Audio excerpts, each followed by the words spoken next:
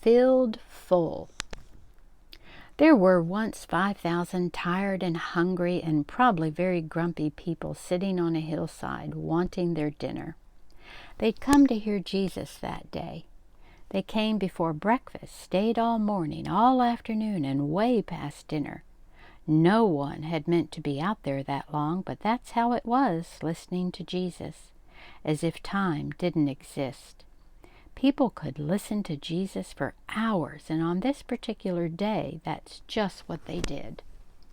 But they hadn't brought enough food, and they couldn't just go and buy themselves a burger and fries to go because, of course, they were in the middle of nowhere with no shops or restaurants.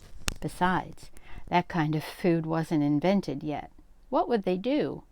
Jesus' friends had an idea. Let's send everyone home for dinner.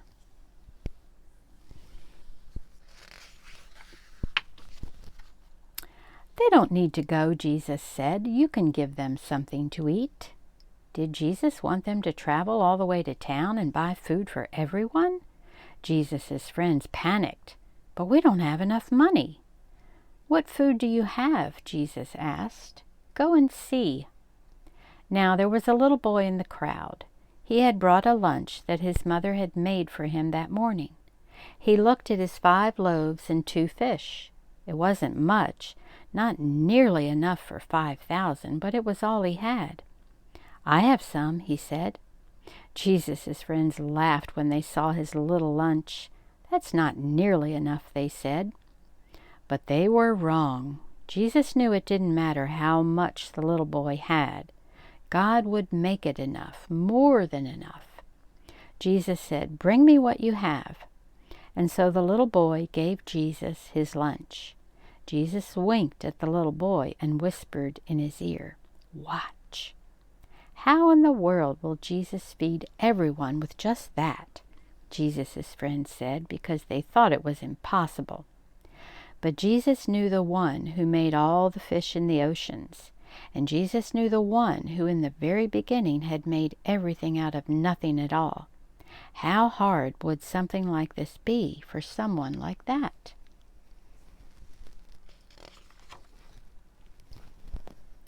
Jesus took the little boy's lunch, looked up to heaven, and thanked his Father. Then Jesus gave the little lunch back to his friends. As Jesus' friends started to hand out the food, do you know what? It was the strangest thing. No matter how much they broke off, there was always more, and more, and more. Enough for 5,000. Everyone ate as much as they wanted, 2nd helpings, 3rd helpings, even 4ths, until they were full, and still there were leftovers.